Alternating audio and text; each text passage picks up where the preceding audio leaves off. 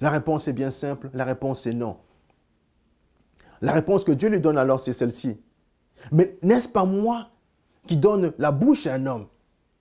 N'est-ce pas moi qui donne la capacité à un homme de parler? Autrement dit, n'est-ce pas moi qui donne la graine au semeur? Si je t'envoie vers Pharaon, c'est parce que je sais qu'avec la parole que je te donne, tu as plus qu'assez pour pouvoir répondre aux besoins du peuple que tu devras libérer. Autrement dit, si je t'envoie auprès de Pharaon, c'est que la grâce qui t'accompagne, elle est plus que suffisante pour répondre aux besoins de ton voyage. Pourquoi est-ce qu'au début de l'année 2010, ou au début de cette nouvelle décennie, Dieu me place à cœur de partager un tel message avec toi, mon frère, ma soeur? Simplement pour te dire que le rêve que tu as reçu de la part de Dieu, la vision que tu as reçue de la part de Dieu, le projet que tu as reçu de la part de Dieu, ne nécessite pas forcément, ou encore, pour être encore beaucoup plus audacieux dans la foi, ne nécessite pas du tout que tu puisses avoir un fonds de commerce pour commencer. Un prêt auprès de la banque pour aller commencer ton affaire. Une réserve d'argent dans la poche pour commencer ce que tu as à faire. Mais simplement ce que tu as entre la main et tout ce que tu dois utiliser pour pouvoir commencer ce que Dieu t'amène à faire.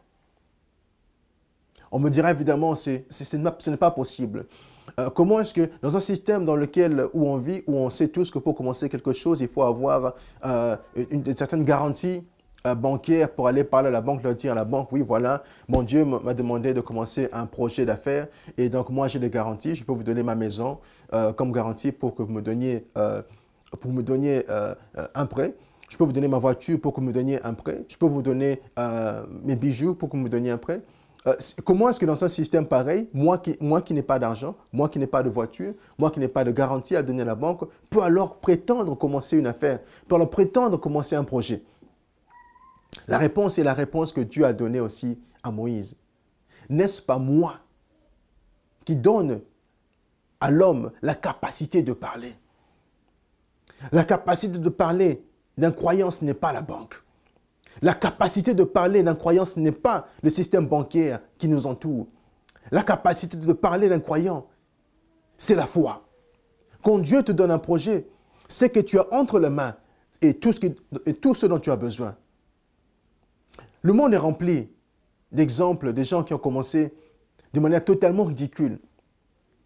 L'exemple de ce pasteur, de ce grand pasteur aux États-Unis, qui a commencé son ministère en prêchant à des chaises vides. Il a pu trouver une salle où il allait commencer son église, où Dieu lui avait demandé de commencer son église. Mais quand il commença son ministère, il se retrouva dans les premiers jours à prêcher à des chaises vides. Mais Dieu lui dit, continue, parce que c'est moi qui t'ai demandé de commencer ce ministère. Aujourd'hui, on connaît cet homme, qui est devenu un grand homme de Dieu, du nom de Creflo Dollar, aux États-Unis, qui a aujourd'hui derrière lui une grande congrégation, une grande assemblée qui est en train de le suivre. On me dira évidemment, ça c'est l'exemple des États-Unis. En Afrique, il y a aussi d'autres hommes qui ont commencé comme cela, de manière ridicule. L'exemple au Nigeria, de cet homme qui a reçu la révélation de commencer un ministère. Il commence son ministère, il n'a rien du tout. Tout ce qu'il a, c'est son seul et unique costume, qu'il porte alors tous les jours. Et fidèle à la parole, à la vision que Dieu lui donne, chaque matin, il se réveille, il prend sa douche, il s'habille, il porte son costume et sa cravate et se rend auprès de l'endroit où il devait commencer son ministère. Et qu'est-ce qu'il avait? Simplement une chaise et une table de menuisier. Donc, il prend sa Bible, il ouvre sa Bible et sa chaise, il s'assied et c'est là qu'il a commencé son ministère. Mais aujourd'hui, cet homme, il est assis. Derrière lui, il y a une grande assemblée qui chaque dimanche se rassemble dans un espace qui réunit 50 000 personnes chaque dimanche. Et là, c'est le bishop Oyedepo. Pourquoi je prends ces deux exemples? Simplement pour montrer, illustrer au peuple de Dieu dont tu fais partie, mon frère ou ma sœur, qu'il est tout à fait possible de commencer avec le peu qu'on a, avec le peu qui se tient devant nous, avec le peu que Dieu a placé dans votre main, de commencer quelque chose et de voir Dieu fructifier cela. Dieu a dit dans sa parole que nous serons la tête et non pas la queue. Dieu a dit dans sa parole que tu seras la tête et non pas la queue. Dieu a dit dans sa parole que tu prêteras à des nations nombreuses et que tu n'en prêteras pas du tout. Dieu a dit dans sa parole que la seule dette qu'on doit avoir par rapport à nos bien-aimés plutôt autour de nous, c'est la dette d'amour, non pas la dette d'argent. Si ce Dieu-là a dit cela, a fait ses promesses à l'homme que tu es, à la femme que tu es, ce n'est pas un Dieu de contradiction. Ce n'est pas un Dieu qui va encore te dire, mon fils, ma fille, va emprunter de l'argent auprès des gens autour de toi. Alors, il te demande de commencer un projet, une vision. Et simplement, c'est que le peu que tu as entre tes mains est plus que suffisant. Si tu n'as assez dans ta maison que pour pouvoir faire un seul gâteau, mon frère, ma soeur, fais ce seul gâteau, va le vendre. De ce seul petit gâteau que tu vas faire, tu auras assez d'argent pour commencer alors à acheter du blé, acheter de la farine et le reste pour commencer alors ton business ou ton affaire par rapport à ce que Dieu t'a commencé à demander de faire.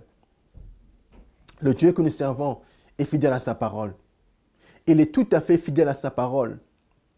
Il envoie son Fils unique, Jésus-Christ, auprès d'un homme et d'une femme qui n'étaient pas du tout riches. Mais parce que la vision qui était dans cette naissance et la parole qui était dans cet enfant était si puissante que cet homme est arrivé à bouleverser le monde comme nous le savons. Ne minimise surtout pas du tout les jours de faible commencement. Ne minimise surtout pas du tout ce que tu as entre les mains. Parce qu'avec cela, tu pourras commencer quelque chose qui va libérer ta famille, ta communauté, ton pays de l'emprise de l'ennemi. Commence avec foi et Dieu sera avec toi. 2010 sera pour toi une année de renaissance. Et le reste de la décennie sera une période où tu seras frappé et tu seras marqué par la puissance de Dieu, de ce Dieu qui te demande à commencer sur quelque chose. Sois béni et marche avec foi. De Toronto, c'était votre serviteur Dimitri Boroya qui s'est tenu devant vous pendant ce peu de temps. Je sais que par la grâce de Dieu, ce message t'a béni là où tu es. Et pour cela, je rends grâce à Dieu et je prie pour qu'il puisse nous permettre encore de nous retrouver par la voie de cette caméra dans les prochains jours. Jusqu'à ce jour-là, sache une chose, dans l'amour de ce Seigneur qui m'a mis devant toi, je t'aime de tout mon cœur.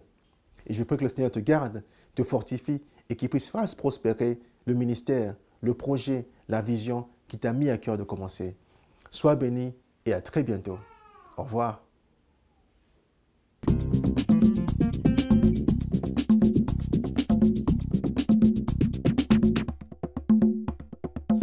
Savane.